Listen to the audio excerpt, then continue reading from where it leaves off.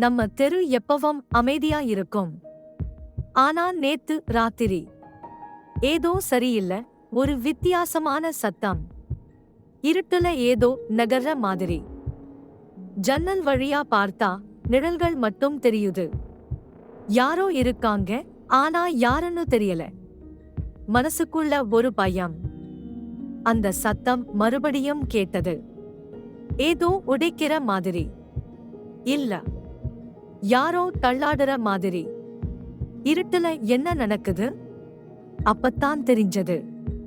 அது பேய் இல்ல, திருடங்க இல்லனா வேற ஏதோ தப்பு நடக்குது. நம்ம தெருல. பயம் மட்டும் போதாது. சந்தேகமா இருந்தா பெரியவங்க கிட்ட சொல்லணும். போலீஸ்க்கு தகவல் கொடுக்கணும். நம்ம தெருவை நாமதான் பாதுகாக்கணும். அந்த ராத்திரி ஒரு பாடம். இருட்டுல நடக்கும் மர்மங்கள் எப்பவும் பேய்களா இருக்காது. சில சமயம் அது நம்ம கவனக்குறைவா கூட இருக்கலாம்.